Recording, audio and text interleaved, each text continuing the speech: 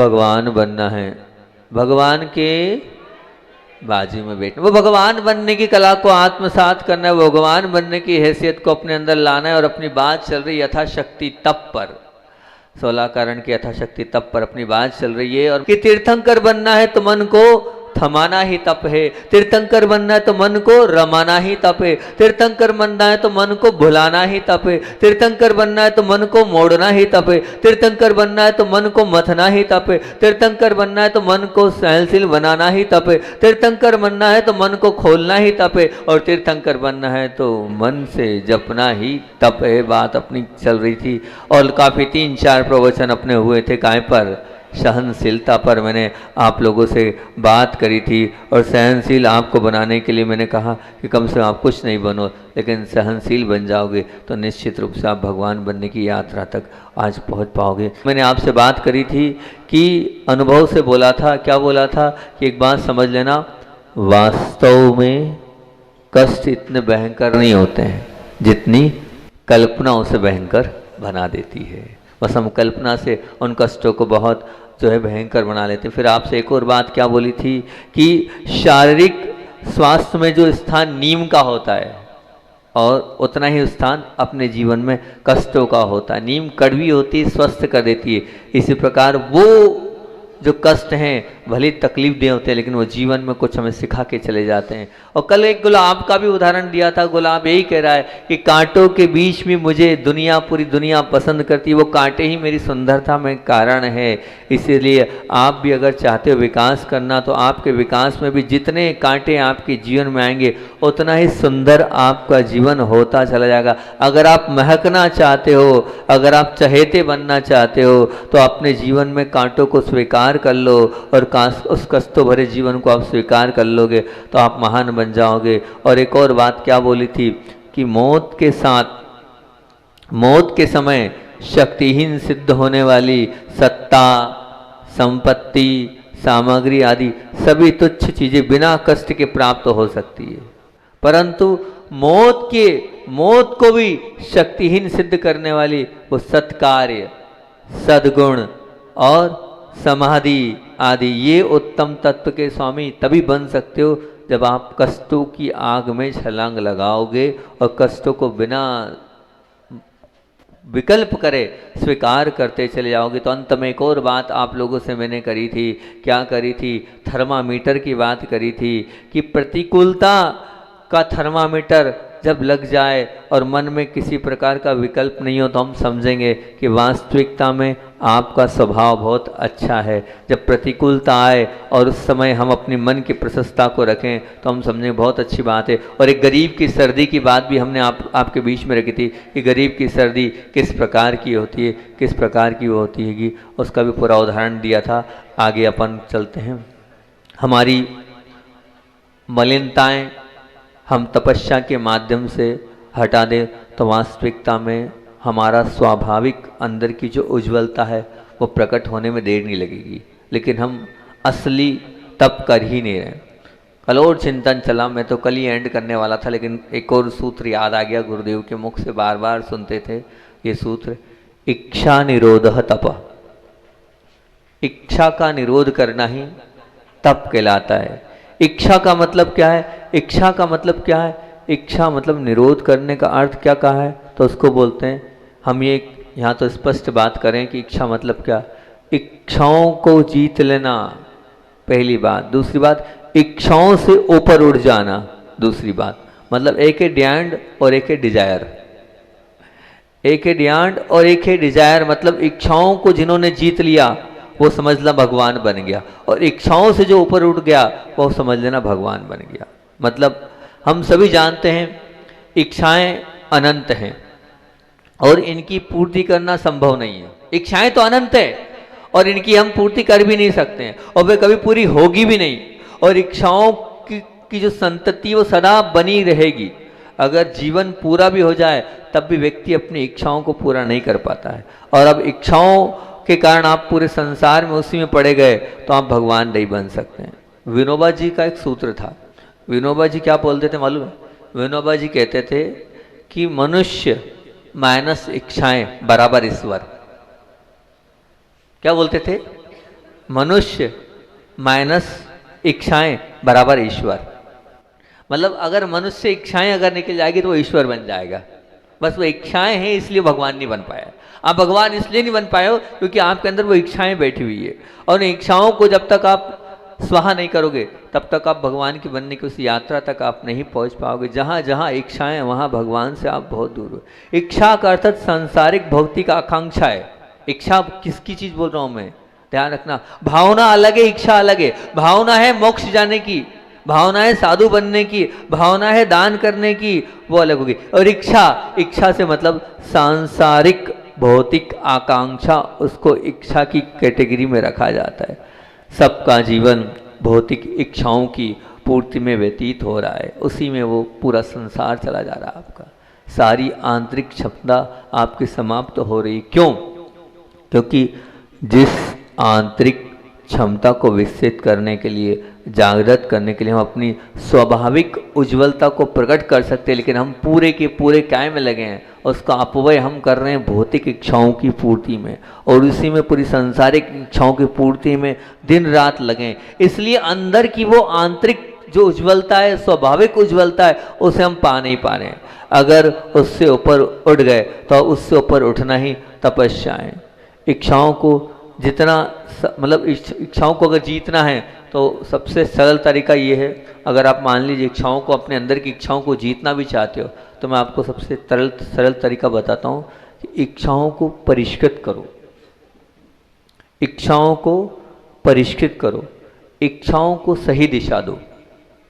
इच्छाओं को परिष्कृत करो, इच्छाओं को सही दिशा दो, और भीतर उठने वाली उन इच्छाओं का अवलोकन करो और उनसे ये देखो कि ये इच्छाएं क्या मेरे जीवन में काम आएगी।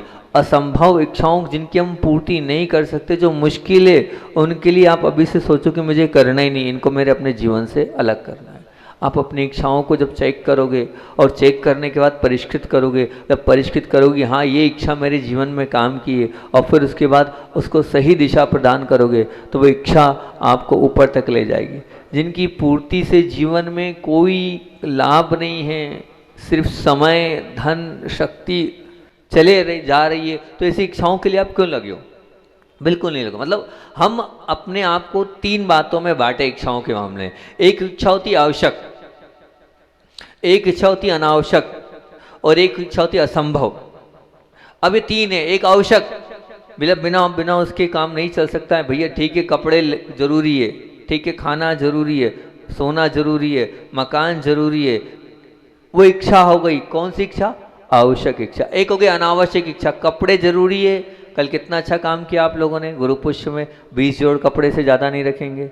ये क्या थी? ये अनावश्यक, 20 से ज़्यादा कोई आवश्यकता ही नहीं है। अपनी धन सामग्री आपने बांध ली, अनावश्यक से ज़्यादा नहीं है। एक गाड़ी चाहिए, 2 गाड़ी की आवश्यकता क्यों? एक मकान चाहिए, 2, 4, 5 मकान की आवश्यकता। अनावश्यक जो इच्छा हो गई वो अनावश्यक। और असंभव, अब हम प्रधानमंत्री बन ही नहीं सकते, तो हम सपना क्यों देखे प्रधानमंत्री बनने का, जब हमारे औकात ही नहीं कि हम प्रधानमंत्री बन जाए। हम वो ही देखें ना जो कर सकते हैं और जो हो सकता है, जो करने योग्य है, उतना ही तो सपना देखें हम, उतनी तो हम विचार करें। तो इच्छाओं में एक आवश्यक इच्छा है, उसकी मनाही नहीं है। अनावश्यक इच्छा को अपने जीवन से निकाल दो, बाहर कर दो, मुझे अनावश्यक इच्छा कोई मतलब नहीं। और तीसरी असंभव इच्छाओं को, असंभव इच्छाओं को स्वयं समझना होगा कि ये जीवन में असंभव है, तो उनके पीछे मैं क्यों पड़ूं। उनको भी आप अगर निकालते चलोगे तो बहुत अच्छी बात ही। यदि हम केवल उन इच्छाओं की पूर्ति करें जिनसे अपना और सारे जगत का कल्याण हो, वही सच्ची साधना है और वही सच्ची तपस्या है। मेरा कल्याण हो और पूरे संसार का कल्याण हो, वो सच्ची इच्छा है। उस इच्छा के लिए आप जागृत हो, लेकिन अब वो इच्छा के लिए आप तैयार ही नहीं होते हो। और जब कभी भी तपस्या की बात आती है और तप की बात चल रही है, तो तप की बात आती है तो आप मन में क्या कहते हो? हमारे बस का नहीं है, हमारे अंदर इतनी शक्ति ही नहीं है, आप बोल रहे हो हम नहीं कर पाएंगे। और जब लौकिक कार्यों की लिए बात आती है तो आपके अंदर शक्ति आ कहाँ से जाती है बताओ ना। अगर कोई बात करना हो तो आप बोलो नहीं है, शक्ति नहीं है, ये आपकी गलत धारणा, बिल्कुल ठीक नहीं है शक्ति। उस शक्ति को सही दिशाओं में आप नियोजित नहीं कर रहे हैं। जैसे मान लीजिए अभी मैं आपसे बोलूं कि अशोक जी से बोलूं कि अशोक जी दमोह तक जाना, तो अशोक जी बोल देंगे नहीं महाराज जी इतनी ताकत नहीं है। बिल्कुल बोलोगे ना आप? इतनी सामर्थ्य नहीं महाराज जी की 9 किलोमीटर 8 किलोमीटर हम जाएं, ठीक कोई बात नहीं। अब मैं आपसे बोल रहा हूँ, आप शिखर जी गए और शिखर जी की वंदना आपने करी कि नहीं करी? करी। वहाँ कितना है? 9 से 3 गुना कर देना। किलोमीटर जाना, 9 किलोमीटर की परिक्रमा और 9 किलोमीटर आना, 27 किलोमीटर आप एक दिन में 6 घंटे में चलकर आते, बड़ी प्रशस्ता के साथ आते हैं। वहाँ कैसे कर लेते हो? वो शक्ति कहाँ से आई? वो ताकत कहाँ से आई? अभी आपने कहा दमोह में नहीं जा सकता, वो 9 ही किलोमीटर है, लेकिन वो 27 किलोमीटर की शक्ति आपके अंदर थी।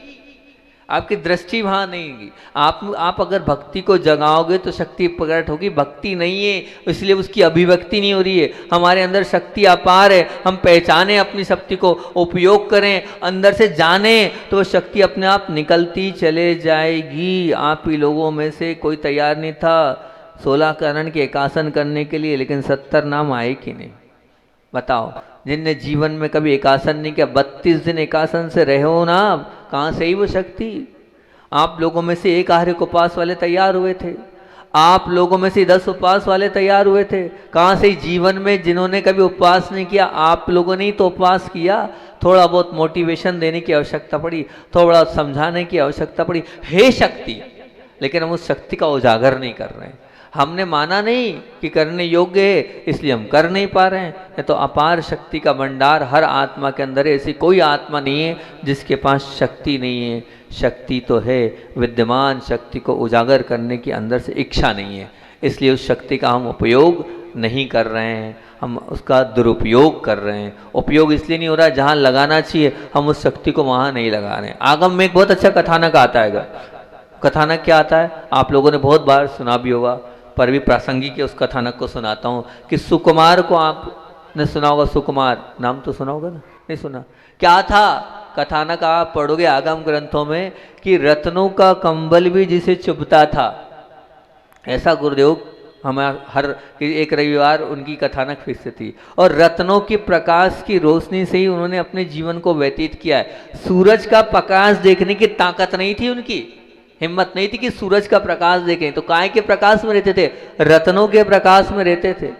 और कहते हैं कि वो कमल की पाखुड़ी में चावल को भिगोया जाता था और फिर उसके बाद उसको भिगोने के बाद उसको सिजोया जाता था। वो चावल वो भोजन में लेते थे, इतने कोमल थे। बताओ, सरसों के दाने भी जिनको चपते हैं, वो प्रकाश भी जिनको लगता है, तो और फिर उसके बाद भोजन में उनका गिन गिन कर होता था। एक बार एक राजा क्या भोजन के लिए गए, तो जब वो भोजन के लिए गए तो भोजन के लिए कुछ चावल ज़्यादा डाल दिए, दूसरे डाल दिए, वो खा नहीं पाए, निकाल कर चुक चुक कर जो थे वही चावल खा पाए। ऐसे सुकुमार, वो सुकुमार थे जिनका रोम रोम बिल्कुल मखमल जैसा था। और अब वही सुकुमार जब मुनि बने, और जब मुनि बनने के बाद जब तपस्या में और ध्यान में लीन थे, तब क्या वो शालिनी, और शालिनी नहीं, साथ में 2 बच्चे चूस कर 3 दिन तक खून पिया, 3 दिन तक खाया, वो 3 दिन तक अपने ध्यान में लीन थे। मैं पूछ रहा हूँ, क्या है? वही तो सुकुमार है। क्या बताओ तो सही ना? क्या वही जो सरसों के दाने पर चल नहीं पाते थे, वही जो प्रकाश की चमक को सहन नहीं कर पाते थे, जो चावल को नहीं खा पा रहे थे, वही शरीर तो है। अब क्या बदल गया? बताओ, मैं पूछना चाहता हूँ, क्या बदल गया? कोई सहनन बदला, कोई शरीर बदला, कोई हड्डी बदली? कुछ नहीं बदली तो सिर्फ एक दृष्टि बदल गई, मन बदल गया, मानसिकता बदल गई कि मुझे ये करना है। बस वो अगर हमारे अंदर आ गया, मुझे ये करना है, तो निश्चित ये मान के चलना आप भी हमारे साथ रवि भाई आ जाओगे। मानसिकता नहीं बनी है इसलिए भी आपका मन नहीं बन रहा है, नहीं तो आप भी सब कुछ करने को तैयार हो जाओगे और आप में भी वो ताकत निश्चित रूप से आ जाएगी। उस होना चाहिए, अंदर से वो मन बनना चाहिए आपका, तब हो पाएगा। मैं पूछ रहा हूँ, प्रश्न है मेरा, क्या बताओ कोई ऐसा पुण्य का तेज उदय आया कि शरीर या कुछ सहनन बदला क्या सुकुमार का? बताओ ना, जिसको सरसों के दाने चुभते थे, हैं? अरे जिसके आंख से आंसू आ जाते थे सूर्य के प्रकाश को देखने के बाद, वही तो शरीर है ना। क्या बदला? बताओ क्या बदला? कुछ बदला? कहां से आई वो ताकत थी ना अंदर, वो ताकत तो थी ना। अब वो ताकत लाना पड़ी इसलिए आई ना, तो वो ताकत हमारे अंदर है। पर हम अपनी मानसिकता को तैयार नहीं कर पाते और अपने को हतोत्साहित कर लेते हैं और हम कहते हैं हमसे तप नहीं होगा, हम इसको नहीं कर पाएंगे। बिल्कुल नहीं। एक ने कहा हम उपास नहीं कर पाते, हम उपास नहीं कर पाते। मैंने करो आप, सब होगा होगा। थोड़ा मोटिवेशन, थोड़ा आशीर्वाद दिया, जीवन में कभी किया नहीं, करते हैं तो परेशान हो जाते हैं। हमने कहा 12 तक करना, फिर 3 तक करना, फिर शाम तक करना, कोई पित्त नहीं बढ़ेगा, कुछ नहीं होगा। उनने एक बार किया, एक बार उपास प्रारंभ किया, वो प्रारंभ हुआ। अब कभी कभी शुरुआत में 1-2 बार तो तकलीफ हो जाती, कभी जीवन में उपास नहीं किया है तो तकलीफ होती है। और उसके बाद क्या हुआ, अब वो अष्टमी और चतुर्दशी को, हर अष्टमी चतुर्दशी को उपवास करते हैं। है अंदर ताकत, है अंदर शक्ति, है अंदर, बस जागृति उस शक्ति को करने के लिए हमें चाहिए। तो निश्चित रूप से भक्ति जगाओगे तो शक्ति प्रकट होगी, और अभिव्यक्ति तभी होगी जब अंदर से भक्ति होगी। बस हमारे पास वो शक्ति है, हमें उसे पहचानना होगा, तभी हम हो पाएंगे। जैसे मान लीजिए आप दुकान पर बैठे हो, आप दुकान पर, प्रकाश जी दुकान पर बैठे हो आप, ठीक है ना। अब दुकान पर बैठे हो और दुकान पर मान लीजिए अब आपको 11 बजी और भयंकर भूख लगी, आपने कहा बस फटाफट बच्चा आ जाए और वे जो है अरिहंत आ जाए, अरिहंत है ना, अरिहंत आ जाए और मैं तुरंत के तुरंत जो है घर जाऊं। तो बस आपने मानसिकता बना ली और उतने में क्या हो गया, एक ग्राहक आया। अभी भूख सहन नहीं हो रही थी, 2 मिनट में भी, और अगर मान लो 5 मिनट बालक लेट होता तो शायद आप उस पर चढ़ जाते, क्या है इतनी लेट आया ये और वो, शायद 10 बात सुना देते। अब उसमें एक ग्राहक आया, अब उस ग्राहक को आप जो है अभी सब भूल गए, फिर आपका 11 से बाद दूसरा आ गया, 12 से 1 बजे तीसरा आ गया, हो सकता है शाम को 4 बज जाए, इतने सारे ग्राहक आ जाए। अब वो सब भूख आपकी क्या गई, सब भूख आपकी समाप्त हो गई। अब बताओ ना, अभी तो भूखे रहने की ताकत नहीं थी, आप गर्म हो जाते, अब नरम कैसे पड़ गए, नरम किसने कर दिया। अंदर से इच्छा थी पैसा कमाना है, गिराक आ रहा है, गिराकी दिख रही है, पैसा दिख रहा है, तो अपने आप वो सब भूख आप भूल जाते हो और उस संसार में उलझ जाते हो, और उसमें अपने आप को, वो ताकत है आपके अंदर, आप जागृत नहीं कर रहे हो, तो वो ताकत अंदर से आ नहीं रही है। निश्चित मान के चलना। ये हमारे गुरुजी बहुत अच्छे से, मालूम है क्या कहते थे, गुरुजी का एक बहुत अच्छा गुरुदेव ने लिखा था, तन मिला तुम तप करो, तन मिला तुम तप करो, करो कर्म का नाश, करो कर्म का नाश। रवि शशि से भी अधिक है तुम में दिव्य प्रकाश, रवि शशि से भी अधिक है तुम में दिव्य प्रकाश। पहचानो वो प्रकाश तुम्हारे अंदर है, वो ताकत तुम्हारे अंदर है, वो दिव्य प्रकाश और किसी के अंदर नहीं, आपके पास है। बस उस दिव्य प्रकाश को आपको पहचानना होगा, उस दिव्य प्रकाश को आपको समझना होगा। हम हर कार्य को करने की ताकत रखते हैं, हर कार्य को करने की सामर्थ्य रखते हैं, बस मजबूत मन को बनाना होगा, तो हम उस हर कार्य को करते चले जाएंगे। आप उपवास नहीं कर सकते हो, कोई बात नहीं, मत करो उपवास, लेकिन खूब खाओ, डट के खाओ, 25 नहीं 50 बार खाओ, दिन में जितना खाना उतना खा लो, लेकिन इतना कर लो कि रात में हम अन्न जल का त्याग कर देते हैं।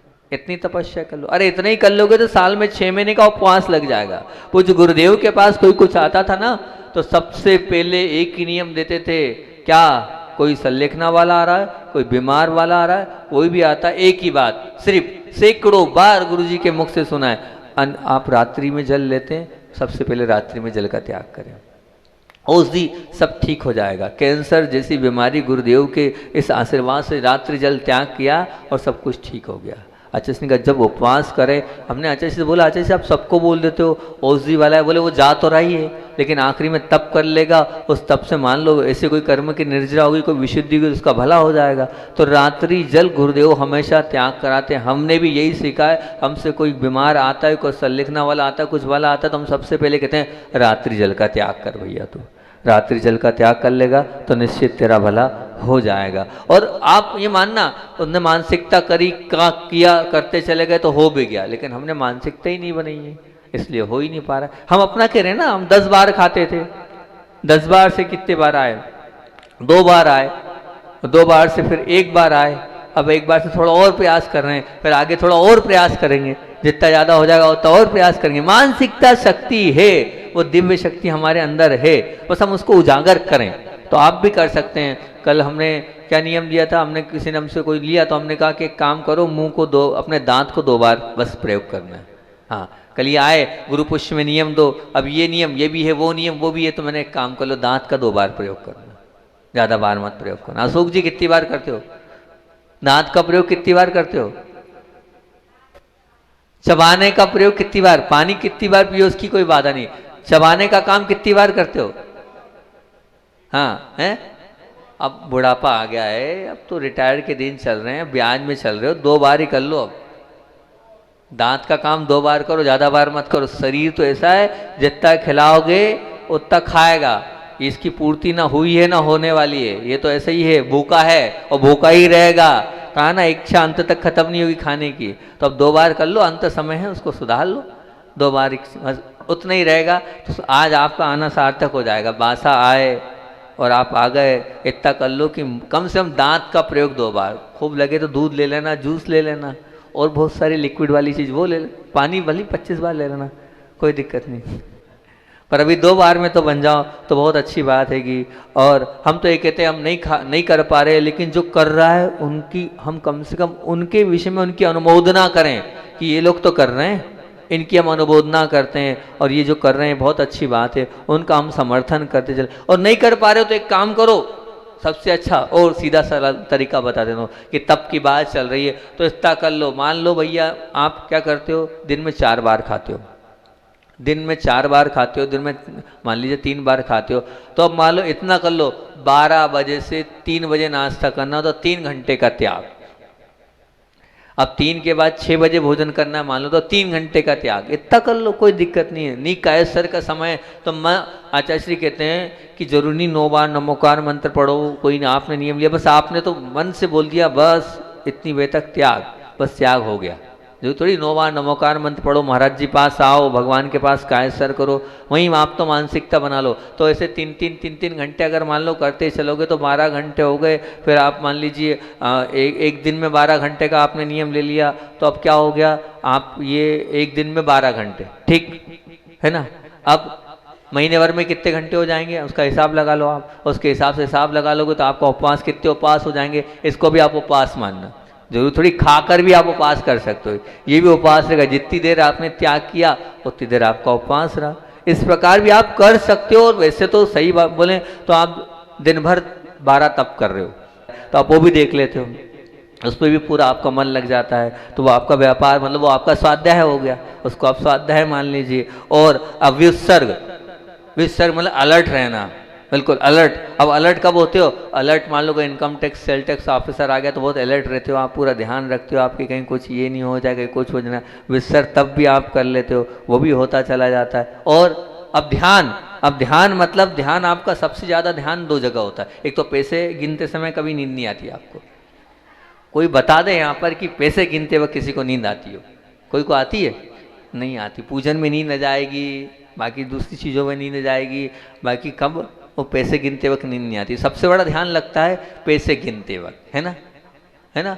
वो बोल तो रही स्वाति, हाँ लगता है, उसका ज़्यादा लगता है, दुकान पे दिन भर बैठती ना हो इसलिए। तो एक वैसे और बोलें, और ग्राहकों को जब ग्राहक से कहना चाहिए ना, बातचीत करते हैं, बस उसका चेहरा पढ़ते हैं कि उसको क्या चाहिए, वो क्या मांग रहा है, संतुष्ट है नहीं है, तो पूरी दृष्टि वहाँ रहती है, उस समय बहुत अच्छा ध्यान लगता है। तो ये 2 जगह आपका ध्यान लगता है। एक तो ग्राहक को से बात करते वक्त आपका बहुत अच्छे से ध्यान लगता है, जिससे आपको मतलब हो, उस मतलब को निकालना है और स्वार्थ की पूर्ति करना है, और स्वार्थ पूर्ति में आप पूरी तरीके से लग जाते हो तो वहाँ आपका बहुत ध्यान लगता है। तो ऐसा नहीं है आपके अंदर वो सब ताकत है, आप भी 12 तप कर रहे हो, मैंने आपको अंदर 12 तप पूरे घटा दिए, स्वीकार कर रहे हो कि नहीं? घट गए ना 12 तप। जैसे 12 के 12 तप आप भी कर रहे हो, तप की अपनी बात चल रही हैगी। बस हम चाहें तो तप कर सकते हैं और हम नहीं चाहें तो हम तप नहीं कर सकते हैं, लेकिन हम बहाने बनाते हैं, है ना। ऐसे बहाने एक बार महाराज जी के मुख से सुनी थी मैंने, वो आपको सुनाता हूँ। एक बार एक विद्यालय में शिक्षक महोदय ने बोला, बहुत अच्छा, बिल्कुल सुना रहा हूँ, सुनो आप बहुत ध्यान से, शायद हो सकता है आप लोग भी इसी प्रकार के हो, आप लोग भी इसी प्रकार के हो। तो उन्होंने बोले बच्चों 3 डायग्राम बना के लाना है, 3 चित्र बना के लाना है। बोले काय के? बोले एक चूहे का, एक बिल्ली का और एक कुत्ते का। 3 बना के लाना, और सुंदर, जो जितना सुंदर लाएगा उसको फर्स्ट मिलेगा। बोले ठीक है। अब बस चले गए। अब गए और बच्चे तो होते ही हैं आलसी, ठीक है ना, ऋषभ जैसा आलसी हो गए, आलसी है ना। तो अब वो कैसे बच्चों से बोला। अब एक बालक आया और उससे बोला क्यों तुम नहीं लाए? अरे बोले मैं क्या बताऊं आपको ना, क्या हो गया, मैंने इतनी अच्छी चूहे की ड्राइंग बनाई थी, इतनी अच्छी चूहे की ड्राइंग बनाई थी, वो ड्राइंग ऐसी थी, सजीव लग रही थी जैसे सही में चूहा चल रहा हो। फिर अब वो हुआ ये, वो सजीव लग रही थी तो जो बिल्ली थी चूहों को खा गई। अच्छा तो वो बिल्ली कहाँ है? अरे लफड़ा ये है कि वो कुत्ता इतना अच्छा बना दिया था, वो बिल्ली जो है वो कुत्ते को देख के भाग गई। अच्छा फिर अब तीसरा, अब वो कुत्ता ऐसा था कि उसको देखकर जो है वो ला तो रहा था कुत्ते को, लेकिन क्या करूं वो इतना सजीव था, इतना अच्छा बना था कि दूसरे कुत्ते देख के भौंकने लगे, वो उनके पीछे भाग गया। ऐसे आप बहाने बनाते हो।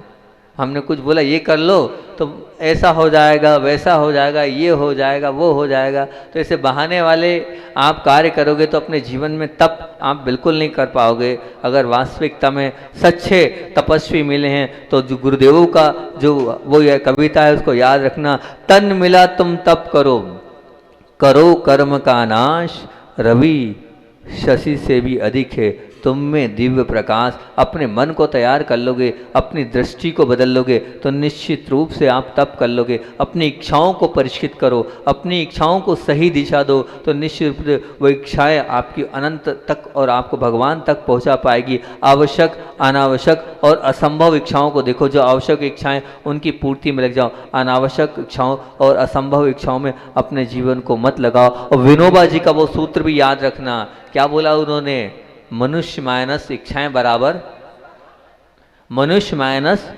इच्छाएं बराबर इज इक्वल टू ईश्वर। इच्छाएं खत्म हो जाएगी तो आप भी भगवान बन जाओगे। उन इच्छाओं की पूर्ति के चक्कर में, उन इच्छाओं को समाप्त करने के लिए अपना पूरा दिमाग लगाओ तो निश्चित आप ऊपर उठ जाओगे। आचार्य भगवान की बात को सुनाकर आचार्य भगवान की बात को सुनाकर अपनी बात को विराम दूंगा। आचार्य भगवान ने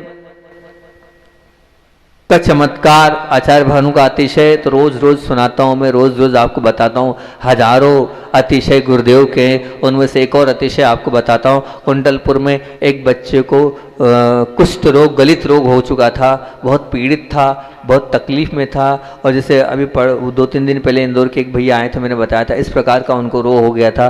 उन्होंने कुछ नहीं किया, आहार दे नहीं पा रहे थे, कुछ कर नहीं पा रहे थे, अंदर तक कमरे में आने नहीं दिया जाता था। अब वो जो भैया जी थे, उम्र तो उनकी 22, 23, 24 साल होगी, प्रतिदिन गुरुदेव जब आते थे जंगल से और जब पाँव धोते थे तो वो कुछ नहीं करते थे, संत भवन में अंदर नहीं घुसते थे, बाहर वहीं विद्या भवन था उसके बाहर रोज गंधोदक सिर पे और जहाँ जहाँ पे उनको वो था तकलीफ थी उन पूरे शरीर के अवयव में लगाते थे।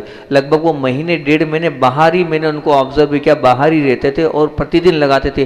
धीरे धीरे गुरुदेव के उस गंधोदक का प्रभाव ये था कि धीरे धीरे जो डॉक्टर ठीक नहीं कर पाए थे, गुरुदेव के गंधोदक लगाने से ठीक होता चला गया, ठीक होता चला गया।